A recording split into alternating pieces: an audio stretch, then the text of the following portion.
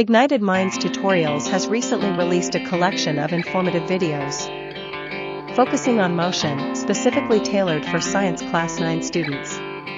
In this captivating series, students will delve into the fascinating world of physics and explore the fundamental concepts of motion.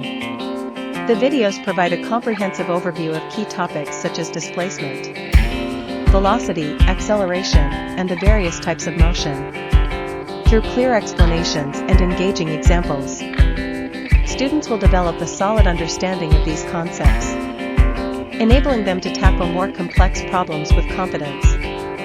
Each video covers a specific aspect of motion, offering step-by-step explanations that simplify the underlying principles. The visuals and diagrams used in the videos enhance comprehension, making it easier for students to grasp the concepts being discussed. Ignited Minds Tutorials Motion Series also includes real-life examples and practical applications of these concepts, highlighting their relevance in the world around us. By relating the principles of motion to everyday experiences, students can better comprehend and appreciate the subject. Whether students are new to the topic or need a comprehensive review, Ignited Minds Tutorials Motion Series is an excellent resource. These videos provide a solid foundation in the principles of motion and are an invaluable aid in preparing for Science Class 9 exams. Ignite your mind with this enlightening series and embark on a journey through the captivating realm of physics.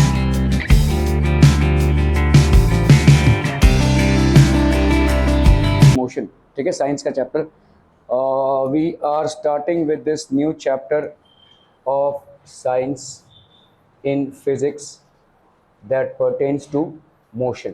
ठीक है, motion मतलब क्या होता है? देखो, ये जो chapter है इसको ध्यान से समझना है, क्योंकि इसमें बहुत सारी चीज़ें आप पढ़ोगे. एक तो पढ़ोगे भाई साहब कि आपकी स्पीड क्या होती है, ठीक है, फिर डिस्टेंस क्या होता है, ठीक है, फिर आप पढ़ोगे भाई साहब स्केलर क्या होता है और वेक्टर क्या होता है, ठीक है, फिर आप पढ़ोगे कि भाई साहब वेलोसिटी क्या होती है, डिस्प्लेसमेंट क्या होता है, एक्सेलरेशन क्या होती है, मोमेंटम क्या होता है. All these are different things that you are going to basically study in this chapter. ठीक है, और ध्यान देना क्योंकि ये चीज़ें यहाँ पे ख़त्म नहीं होगी जब तक आपका साइंस के साथ पाला रहेगा. This is going to continue 10th में भी, 11th में भी, 12th में भी. So it's very important that you have a clear concept of what we are studying here. ठीक है, okay, so let's start with this people. Motion and rest. Motion is relative. देखो, जैसे आप यहाँ पे बोल रहे हो एक साइकिल जा रही है, एक कार जा रहा है, कुछ बर्ड्स जा रहे हैं, ठीक है, ये सारी चीज़ें मूव क्यों कर रही है? मूव क्यों कर रही है? कभी आप बोलोगे मूव कर रही है? हाँ, फ्रिक्शन. नहीं, फ्रिक्शन का सिर्फ कोई लेना देना नहीं है. देखो, जब हम मोशन बोलते हैं ना तो रिलेटिव होता है. समझो अगर मैं आपको ऐसा बोलूं कि लेट्स से ये एक बस है और ये एक दूसरा बस है, ठीक है, इसमें वेदांत बैठा हुआ है और इसमें लगता है हर्ष चौधरी बैठा हुआ है. ठीक है, ये दोनों भी बस क्या हो रहे हैं? सेम स्पीड से आगे जा रहे हैं, स्ट्रेट लाइन में. ठीक है, अभी समझ लो 1 घंटे बाद कोई ट्रैफिक नहीं मिली, इनको दोनों भी सेम. ठीक है, 1 घंटे बाद क्या ये एक दूसरे को देख पाएंगे? Will they be able to see each other? Right, they will be able to see each other. भाई साहब 1 घंटे बाद, क्योंकि सेम स्पीड से जा रहे हैं, इसका जितना स्पीड है इसका भी उतना ही स्पीड है, तो सेम स्पीड से दोनों जा रहे हैं. So will they be able to see each other? So there is no change in the position with respect to each other. पहले एट पॉइंट ए पे दोनों एक दूसरे को देख पा रहे थे और सेम थे. पॉइंट बी पे पहुंचे और दोनों एक दूसरे को देख पा रहे. तो देर इज नो मोशन. मतलब मोशन क्या होता है? या तो तुम आगे चले जाओ या तो मैं पीछे चले जाऊं, तब बोलूंगा ना मोशन. लेकिन अगर दोनों भी रिलेटिवली सेम ही जगह पे हैं, मतलब एक दूसरे के सामने ही है, तो दोनों के बीच में कोई मोशन नहीं हुआ है. लेकिन अभी तुम इंडिविजुअली इसको समझो. यहाँ पे पेड़ पौधे, मतलब दूसरे लोग, गाड़ियां हैं जो मूव कर रही हैं वापस. ठीक है, तो इसके कंपेयर में ये सब मोशन में है. इसके भी अपने सराउंडिंग्स के कंपेयर में मोशन है, लेकिन इन दोनों में कोई मोशन नहीं है. सो मोशन बेसिकली क्या है? एक रिलेटिव कॉन्सेप्ट है. जब आप दो चीजों को कंपेयर करते हो, ठीक है, तो आप बोलते हो भाई साहब मोशन. ठीक है, तुम अभी बैठे हुए हो, क्या तुम मूव कर रहे हो? क्यों नहीं मूव कर रहे हो? क्योंकि ग्राउंड के रिस्पेक्ट में तुम भाई साहब बैठे हुए हो. लेकिन क्या अर्थ मूव कर रहा है? तो तुम भी तो मूव कर रहे हो ना. फिर तुम रेस्ट पे तो हो नहीं, तुम बैठे हुए हो या सोए हुए हो, तुम मूव कर रहे हो, because you are on earth, it is moving. ठीक है। तो लेकिन अगर मैं बोलूं तुम मून के रिस्पेक्ट में मूव कर रहे हो, यस, तुम किसी दूसरे प्लैनेट के रिस्पेक्ट में मूव कर रहे हो, अगर कोई दूसरे प्लैनेट से तुमको देखे तो तुम मूव कर रहे हो, है ना। भले तुम बैठे हुए हो भी या सो रहे हो, तुम मूव नहीं कर रहे हो, क्यों? क्योंकि तुम विद रिस्पेक्ट टू ग्राउंड तुम मूव नहीं कर रहे हो, ठीक है। तो यहाँ पे जितनी भी मोशंस आपको दिख रहे हैं, all these are basically happening with respect to ground. Ground क्या है? स्टेशनरी है, ये मूव नहीं कर रहा है। With respect to ground the car is moving, ठीक है। With respect to ground the cycle is moving, with respect to the sky as well as the ground the birds are moving. समझ में आ रहा है? तो मूवमेंट और motion is a relative concept. आप किसी चीज के कंपेयर में ही मोशन को डिटेक्ट करते हो, ठीक है। Motion is always as compare to the other things, motion is not an individual concept. क्या ये समझ में आ रहा है? ठीक है। तो मोशन जब भी आप बोलोगे कि if a body is moving, इसका मतलब the body is moving with respect to somebody, ठीक है। अगर कोई बॉडी मूव कर रहा है, अगर मैं बोलूं a car is travelling with a speed of 10 kilometre per hour, then it means that with respect to the stationary road, the car is traveling at a speed of 10 kilometer per hour. If the bicycle is moving at a speed of 5 meter per second, then with respect to the stationary road, the speed of the bicycle is 5 meter per second. So motion is always a relative concept, ठीक है। आपका जो motion होगा, motion is a relative concept बच्चा party, ठीक है। motion एक भाई साहब क्या है? is a relative concept। Relative मतलब भाई साहब आप कंपेयर करते हो, ठीक है। तो इसमें आप करोगे भाई साहब compare, you are going to compare bodies, ठीक है। Motion is a relative concept. क्या ये समझ में आ रहा है भाई साहब? ठीक है, ओके ओके ओके। सो अगर आप देखो यहाँ पे, we observe that the objects are in motion. क्यों बोलेंगे objects are in motion? Because with regards to the object the road is not in motion, ठीक है। रोड भाई साहब आपका मोशन में है, ठीक है। So with regards to the object, now let's say यहाँ पे आपका अगर हम देखते हैं what is meant by motion, ठीक है। सो लेट्स से ये आपका एक फिक्स्ड रोड है। Let us consider example of an observer observing the car. एक ऑब्जर्वर है जो कार को ऑब्जर्व कर रहा है, ये भाई साहब देख रहा है कार को, ठीक है। ऑब्जर्वर बाहर है कार के और कार को देख रहा है, ठीक है। So he is seeing the car moving, clear है? Okay. So observer the position of the car is changing with respect to its surroundings. भाई कार की पोजीशन जो है वो चेंज हो रही है कंटिन्यूअसली, ठीक है। The position of the car और the position of a moving body changes continuously with respect to its surroundings, ठीक है। तो हम यहाँ पे बोल सकते हैं भाई साहब the position of a moving body, the position of a moving body changes continuously, the position of a moving body changes continuously with respect to its surroundings, with respect to its surroundings, ठीक है। अपने surroundings के हिसाब से भाई साहब क्या हो रहा है? The position of a moving body continuously changes with respect to its surroundings, ठीक है। So the car is in motion, a body is said to be in motion when it changes its position with respect to its surroundings। इसको लिख लीजिए भाई साहब। तू बहुत आलसी है, बहुत आलसी है, ना नोट करता है ना घर में पढ़ता है, ठीक है। ओके, सो यहाँ पे भाई साहब क्या हो जाएगा? A body is said to be in motion when it changes its position, जब वो अपनी पोजीशन को चेंज कर रहा है। A body is said to be in motion when it changes in position with respect to its surroundings. So अपने surroundings के हिसाब से वो अपनी पोजीशन को चेंज कर रहा है, ठीक है।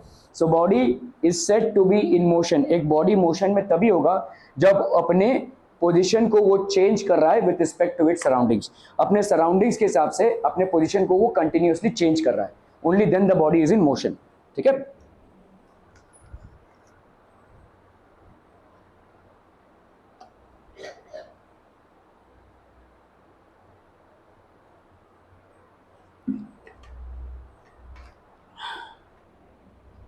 Are we clear on this one, people? ठीक है, body is said to be in motion when it changes its position with respect to its surroundings. Okay, so the position of the hands of the clock changes continuously. अभी देखो इसका minute hand का, hour hand का और seconds hand, are they changing with time? तो are they moving? Are they moving, ठीक है। So the position of the hands of the clock, so the hands of the clock are in motion, ठीक है, they are in motion. Okay, जैसे water का देखो, यहाँ पे वाटर फ्लो हो रहा है, ठीक है। Is it changing? In a river, the position of water changes continuously. But the position of water is changing continuously with time. With the passage of time, if there is a change in the position, then we say that a particular body is in motion. ठीक है? Okay. जैसे अगर आप देखोगे अर्थ जो सन के आजू बाजू घूम रहा है, ठीक है, is it continuously changing its position, ठीक है, due to revolution the position of the earth with respect to the sun changes continuously, so the earth is in motion, ठीक है. So all these bodies, if we see, with the passage of time their surroundings are changing and that's the reason they are said to be in motion, ठीक है. So the earth obviously is in motion. Okay, okay, okay. तो चलिए भाई साहब पहले हम देखते हैं यहाँ पे then what is meant by rest. तो rest क्या होगा, ठीक है. Let us consider an example of an observer observing the car stopping at a signal. तो ये कार है भाई साहब, ये भाई साहब किसी सिग्नल पे आकर खड़ी हो गई है, ठीक है. The position of the car is not changing with respect to its surroundings. अभी क्या हो रहा है भाई साहब, position with respect to surroundings change नहीं हो रहा है, तब हम बॉडी को क्या बोलेंगे, rest. So a body is considered to be at rest when the position of a body with respect to its surroundings is not changing with time, ठीक है. तो हम यहाँ पे बोल सकते हैं a body is at rest if the position of the body is not changing, if the position of the body is not changing with respect to time, ठीक है. A body is said to be at rest, एक body को अपन rest में बोलेंगे if the position of the body is not changing, ठीक है, is not changing with respect to time, ठीक है. So the car is at rest, a body is said to be at rest when it does not change its position with respect to its surroundings, ठीक है. With passage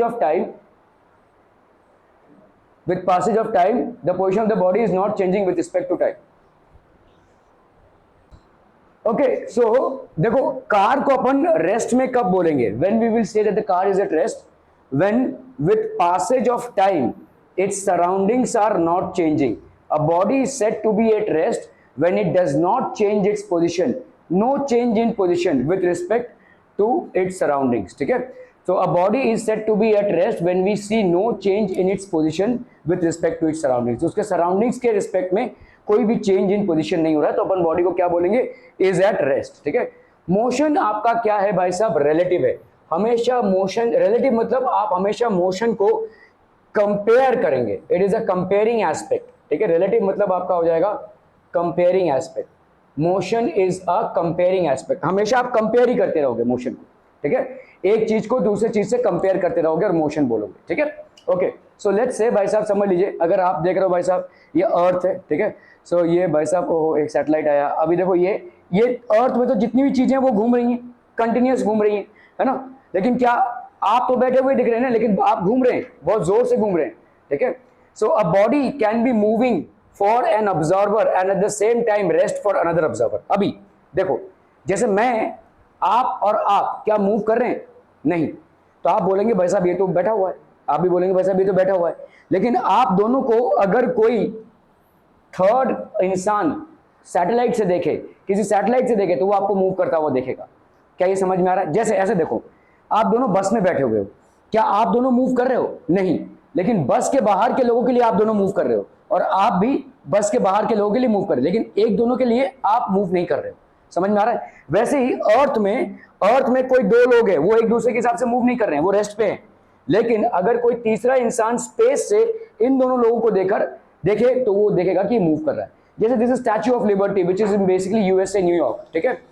so obviously this is at rest, but if a third person from a satellite seems to observe this statue then it will find it in motion. ये भाई साहब motion में है. क्या ये समझ में आ रहा है? ठीक है. A body can be moving for an observer, ठीक है, एक ऑब्जर्वर के लिए मूविंग हो सकता है, eight the same time rest for another observer. मतलब अगर मैं अर्थ में से ही इसको देखूं तो ये मूविंग नहीं है. For one observer who is located on earth the Statue of Liberty is at rest, but for another observer who is in a satellite it is moving, ठीक है.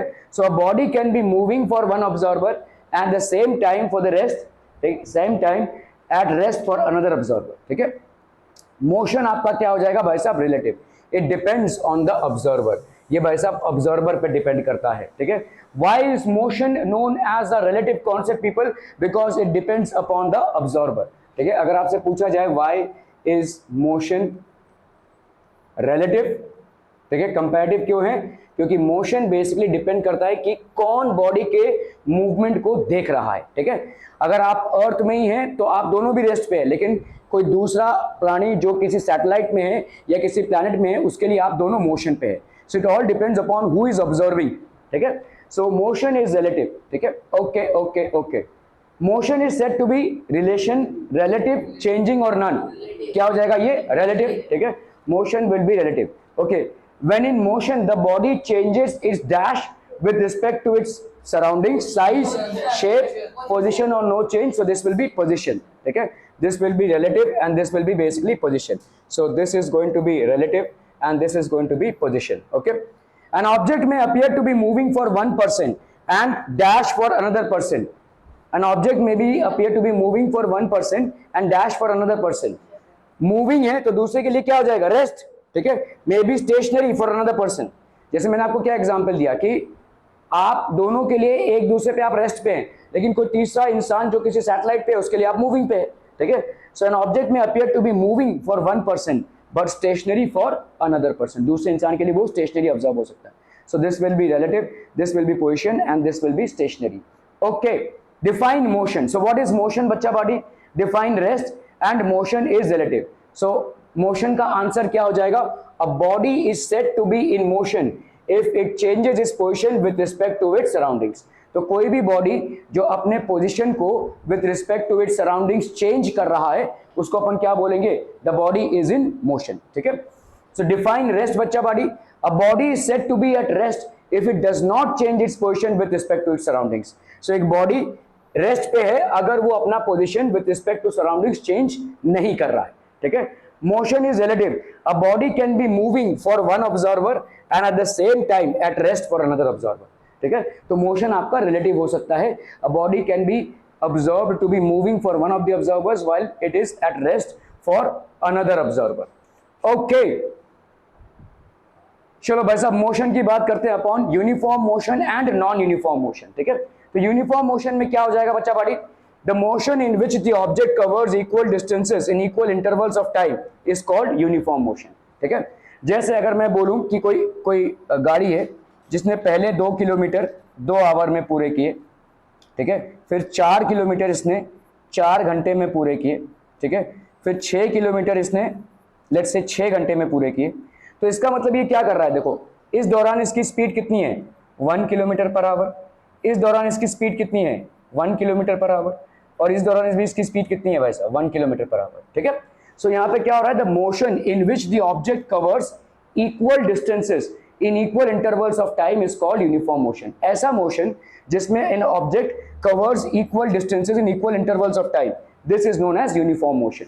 नॉन यूनिफॉर्म मोशन मतलब क्या हो जाएगा? तो आप देखो यहाँ पे टाइम के साथ अगर ठीक है इक्वल डिस्टेंसेस कवर कर रहे हैं। ठीक है, so the hands of the clock cover equal distances in equal intervals of time, है कि नहीं भाई साहब? अगर आप देखोगे ये जो सेकंड्स हैंड है ये वाला कितना डिस्टेंस कवर करेगा? ये वाला डिस्टेंस कितने में कवर करेगा? वो 1 मिनट में। ठीक है, मिनट्स हैंड है वो कितने डिस्टेंस में कितने में कवर करेगा? 60 मिनट्स में, है ना। और जो आवर हैंड है ये भाई साहब मिनट हैंड है। ठीक है, 60 मिनट में। आवर हैंड भाई साहब कितने में कवर करेगा? 12 आवर्स में। 12 आवर्स में कवर करेगा। तो सबका भाई साहब ये टाइम है ना। ऐसा नहीं कि कोई ज़्यादा तेज चलने लगेगा। So the seconds hand will cover one revolution of this clock in how much time? How much? 60 seconds. The minute hand will cover it in 1 hour. ठीक है, 60 minutes या 1 hour, and the hours hand will cover it in 12 hours. ठीक है, so the hands of the clock cover equal distances in equal intervals of time. ठीक है, अलग अलग time में ये लोग इक्वल डिस्टेंसेस कवर कर रहे हैं। Okay, the motion in which the object covers unequal distances in equal intervals of time is known as uniform motion. जैसे कोई बॉडी है समझ लो, ये पहले 1 घंटे में 2 किलोमीटर चली। ठीक है, फिर 2 घंटे में लेट से 8 किलोमीटर चल गई।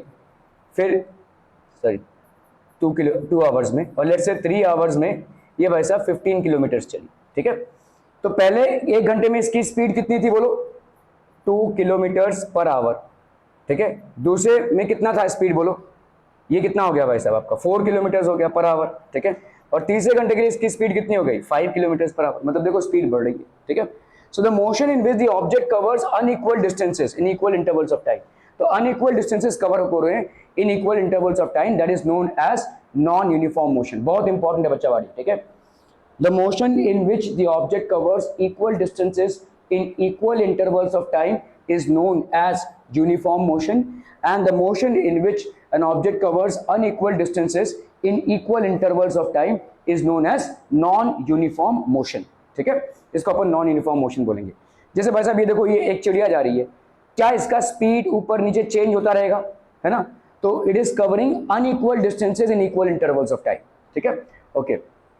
A flying bird covers unequal distances in equal intervals of time, and that's the reason its motion is what type of motion? Non-uniform motion. In uniform motion, acceleration आपका क्या हो जाएगा? Zero. Acceleration बच्चा party होता क्या है? What is acceleration? Anyone? नहीं, acceleration is basically नहीं, acceleration is rate of change of velocity. Velocity के रेट का चेंज का रेट, ठीक है. जहां पे वेलोसिटी, वेलोसिटी मतलब स्पीड बेसिकली, आप पढ़ेंगे इसको, ठीक है. तो जहां पे स्पीड ही नहीं चेंज हो रही है वहां पे एक्सेलरेशन कहां का, ठीक है. There is no acceleration out here, ठीक है. इट्स यूनिफॉर्म मोशन, ठीक है. ओके, यहां पे in non uniform motion acceleration is not constant. यहां पे एक्सेलरेशन क्या हो जाएगा? जीरो. एक्सेलरेशन जीरो क्यों हो जाएगा? क्योंकि there is no change in velocity, ठीक है. Acceleration is what? एक्सेलरेशन बच्चा पार्टी होता क्या है? Acceleration is equal to change in velocity upon time taken. तो भाई साहब जहां पे वेलोसिटी में कोई चेंज ही नहीं हो रही है तो काहे का एक्सेलरेशन, ठीक है. सो uniform motion acceleration is zero. In non uniform motion acceleration is not constant, ठीक है. Identify the type of motion, uniform motion और नॉन यूनिफॉर्म मोशन. अभी जैसे देखो इलेक्ट्रॉन्स, ठीक है, क्या हो रहे हैं भाई साहब? दे एटम्स में घूम रहे हैं. Motion of electrons around the nucleus. ये एटम है भाई साहब, यहाँ पे न्यूट्रॉन्स और प्रोटॉन्स और इलेक्ट्रॉन्स घूम रहे हैं, ठीक है. सो आपके इलेक्ट्रॉन्स का घूमना क्या हो जाएगा? Equal distances in equal intervals of time. यहाँ पे भाई साहब इलेक्ट्रॉन्स जो है तो equal distances in equal intervals of time cover कर रहे हैं. तो क्या हो जाएगा? This will be what type of motion? Uniform motion. This will be a uniform motion. आपका ट्रेन है देखो, ठीक है, train arriving leaving the station, ठीक है. ये क्या कर रहा है भाई साहब? आपका नॉन यूनिफॉर्म मोशन, क्योंकि स्टेशन के हिसाब से भाई साहब कितने जोर से ये आएगा, कितने जोर से जाएगा, ठीक है. Unequal distances in equal intervals of time, इसके स्पीड पे डिपेंड कर रहा है. ओके, अगर आप देखोगे motion of the hands of the clock, so equal distances in equal intervals of time. So this is an example of uniform motion, ठीक है. Similarly equal distances in equal, तो ये आपका भाई साहब यहाँ पे हो जाएगा. ओके, लेट्स से गाड़ी में आप जा रहे हैं, जहां पे आपको भीड़ मिलेगी वहां पे आपकी स्पीड स्लो हो जाएगी या ना के बराबर होगी. जहां पे आपको खुला रास्ता मिलेगा वहां पे स्पीड ज्यादा हो जाएगा. तो are you covering equal distances in equal intervals of time? No, you are covering your journey as per the amount of crowd or population in the streets, right? If the population of the crowd increases or there are traffic jams, then your speed decreases, then you cover lesser distance in more time, and when there is free road available, then you cover more distance in lesser time. So this is an example of unequal distances covered in equal intervals of time, ठीक है. This will be non uniform motion, motion of vehicles on extremely busy road. सो यहाँ पे क्या हो जाएगा? Non uniform motion. Unequal distances in equal intervals of time. Let's say flight of birds, again ये इनके air पे, वेलोसिटी पे, सारी चीजों पे डिपेंड कर रही है. Flight of birds, this is also an example of unequal distances covered in equal intervals of time. So this is also an example of non uniform motion. Motion of the bird is also non uniform motion, ठीक है. Unequal distances in equal intervals of time.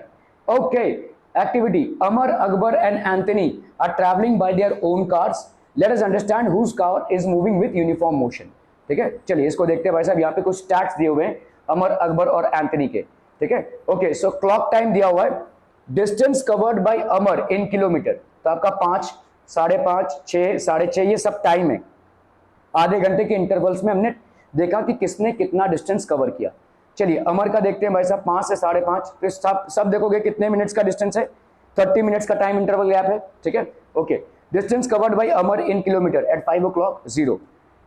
इन 5:30 मतलब 30 minutes में उसने कितना distance cover किया? 20, ठीक है. फिर कितना? 40, फिर कितना? 60, 80, 100. क्या ये यूनिफॉर्म मोशन बोल सकते हैं?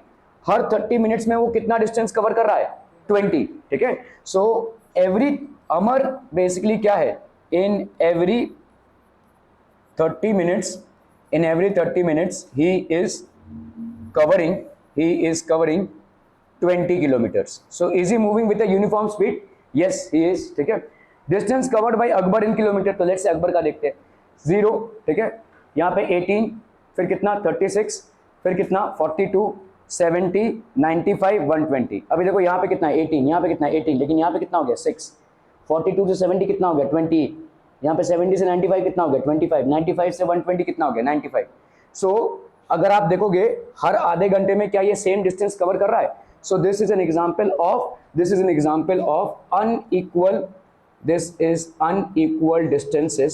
unequal distances covered in equal intervals of time.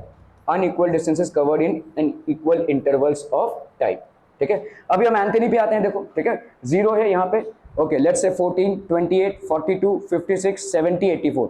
हर में कितना कर रहा है वो 14 कर रहा है. देखो ठीक है. सो सब आधे घंटे में वो 14 kilometre. So this is also an example of, यहाँ पे भी देखो इक्वल डिस्टेंसेस.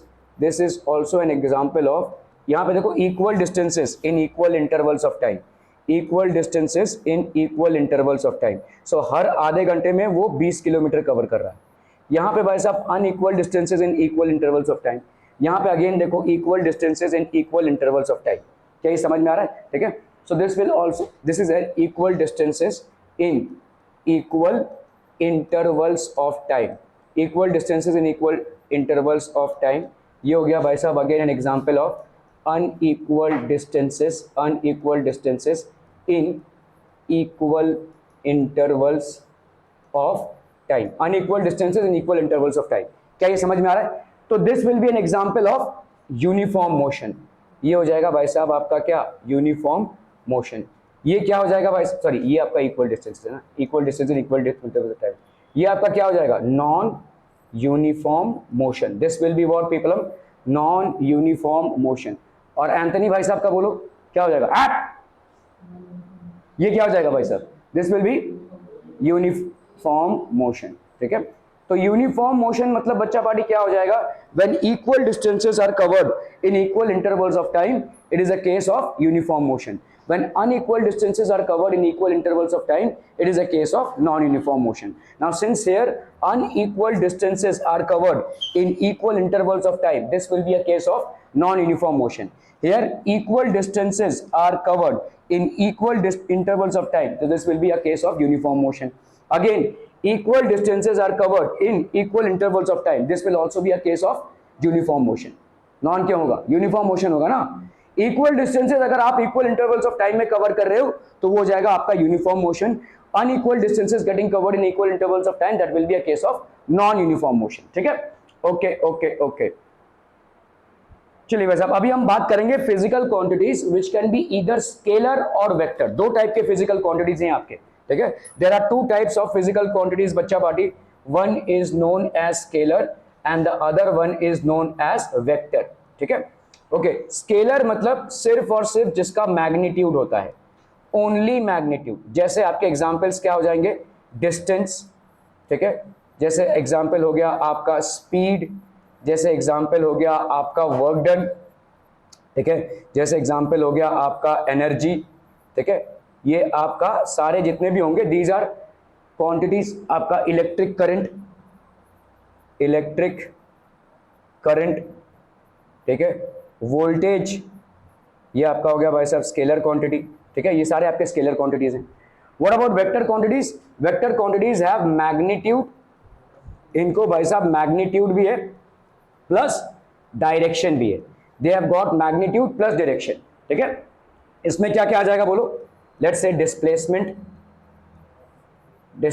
आ जाएगा भाई साहब. Then we will have velocity. ठीक है. वेलोसिटी. लेट्स से फिर एक्सेलरेशन. ठीक है. Okay. What else, force. Let's say आपका टॉर्क. ये सारी चीजें आ जाएंगी. ठीक है. तो ये आपके सारे जो है वेक्टर क्वांटिटीज हैं. वेक्टर क्वांटिटीज के पास मैग्नीट्यूड भी है और डायरेक्शन भी है. यहाँ पे सिर्फ और सिर्फ मैग्नीट्यूड है. ठीक है. अभी जैसे भाई साहब हर्ष चौधरी क्लास आ रहा है. ठीक है. तो ये अपने बिल्डिंग से निकला, फिर ऐसे आया, फिर ऐसे आया. ठीक है. फिर भाई साहब ऐसे सर्कल क्रॉस किया, फिर ऐसे आया, यहाँ पे थोड़ा सा पत्ता खेला उसने, यहाँ पे थोड़ा सा यारी दोस्ती की, ऐसे ऐसे करते करते आ रहा है वैसा, फाइनली क्लास पहुँच रहा है, ठीक है। तो अपन अगर डिस्टेंस की बात करेंगे तो इसका डिस्टेंस क्या हो गया, this is basically the distance cover. Let's say यहाँ पे 5, यहाँ पे 10 मीटर, यहाँ पे 15 मीटर, यहाँ पे 5 मीटर, तो आप सबको ऐड कर लोगे और बोलोगे इतना डिस्टेंस कवर हुआ। लेकिन डिस्प्लेसमेंट क्या हुआ, इसका जो पोजीशन था और यहाँ पे अगर सीधी रोड होती, यहाँ पे बिल्डिंग्स ना होते, तो ये हो गया इसका डिस्प्लेसमेंट। द डिफरेंस बिटवीन, तो ये हो गया एक डायरेक्शनल वैल्यू, मतलब यहाँ से यहाँ तक का उसका जो डिस्प्लेसमेंट है वो ये इतना है, ठीक है। We will study these things. तो स्केलर और वेक्टर दो आपके क्वांटिटीज हो गए बच्चा पार्टी, ठीक है। Okay, so anything that can be measured first of all is a physical quantity. जिस चीज को आप मेजर कर सको, जैसे लेंथ को आप मेजर कर सकते हैं, डिस्टेंस को मेजर कर सकते हैं, कैपेसिटी, जैसे आपको अगर बोला जाए कि भाई साहब घर में बोला जाए कि 1 लीटर दूध लेकर आओ, तो तुम पूरा दूध की टंकी नहीं लेकर आओगे, है ना, ठीक है। और मतलब 1 लीटर दूध बोला तो मतलब 1-2 पैकेट आपको लेकर आना पड़ेगा, है ना। You know the capacity of milk, ठीक है। So everything has got a capacity, measurable capacity. जिन चीज़ों को आप मेजर कर सकें उनको अपन क्या बोलते हैं, physical quantity. Things, anything that can be measured is known as a physical quantity. Anything that could be measured is known as a physical quantity, ठीक है। Okay, so can distance be measured, क्या distance को आप major कर सकते हो? बिल्कुल major कर सकते हो भाई साहब, you can measure distances, so it's a physical quantity, yes it can be measured. Distance is a physical quantity. Distance is a physical quantity. Okay. Can time be measured? Yes, it can be measured. This is also a physical quantity. Time is a physical quantity. Okay. Can love be measured? नहीं, इसको आप कैसे major करोगे? मैं तुमको बहुत प्यार करता हूँ, ठीक है। जैसे वेदांत अपनी गर्लफ्रेंड से बोल रहा है I love you very much, कितना मच, इसको किसी स्केल से मेजर कर सकते हो क्या? नहीं, ठीक है। So that can not be measured. ऐसी सारी चीजों को जिसको आप मेजर कर सकते हो उसको आप क्या बोलोगे, फिजिकल क्वांटिटीज। साइंटिफिक तरीके से जिसको आप मेजर कर पाएं, ठीक है। आपके वेट को आप मेजर कर सकते हैं, कर सकते हैं। आपके हाइट को आप मेजर कर सकते हैं, कर सकते हैं भाई साहब। इस बेंच को आप मेजर कर सकते हैं, इसका लेंथ ब्रेथ, किसी चीज़ का वॉल्यूम आप मेजर कर सकते हैं। ये सारी चीज़ें आप मेजर कर सकते हैं। आपके घर में कितनी इलेक्ट्रिसिटी जा रही है, कितना गैस यूज हो रहा है, ये सब मेजर कर सकते हैं। This can all be measured, right. So these are all physical quantities which can be measured. Something जैसे emotion which can not be measured is not a physical quantity, ये आपका फिजिकल क्वांटिटी नहीं होगा, ठीक है। So love is not a physical quantity. तो आपका भाई साहब क्या होगा, physical quantities are of 2 types. क्या क्या हो गया भाई साहब, आपके स्केलर्स एंड वेक्टर्स, ठीक है। तो इसको लिख लीजिए, बहुत इंपॉर्टेंट है भाई साहब। Physical quantities which can be completely described bye there magnitude alone, इनका सिर्फ मैग्नीट्यूड से ही आप बता सकते हैं, ठीक है। That is known as scalar, are known as scalar quantities, ठीक है।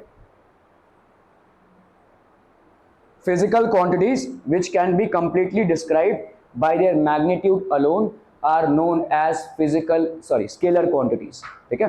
What are vectors people?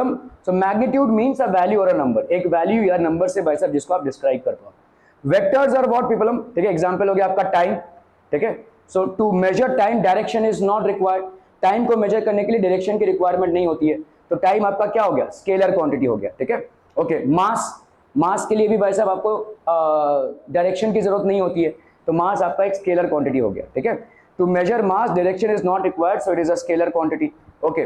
Physical quantities which possess magnitude as well as direction are known as vector quantities, ठीक है। एग्जांपल्स फोर्स, ठीक है। फोर्स भाई साहब आपका एक वेक्टर क्वांटिटी हो गया। Force is basically push pull जो भी है, डिस्प्लेसमेंट एक्सेट्रा। इसको लिख लीजिए, बहुत इंपॉर्टेंट है भाई साहब ये, this is very very important.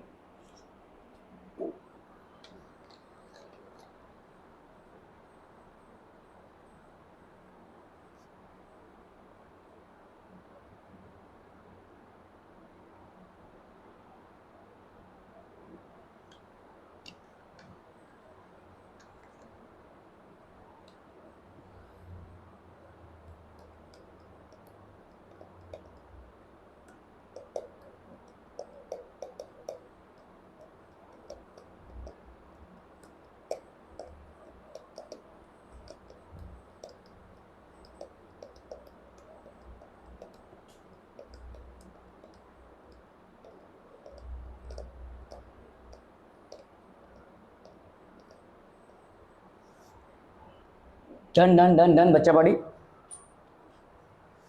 यहां पे आपका टाइम हो गया, मास हो गया, और क्या क्या हो सकता है भाई साहब आपका,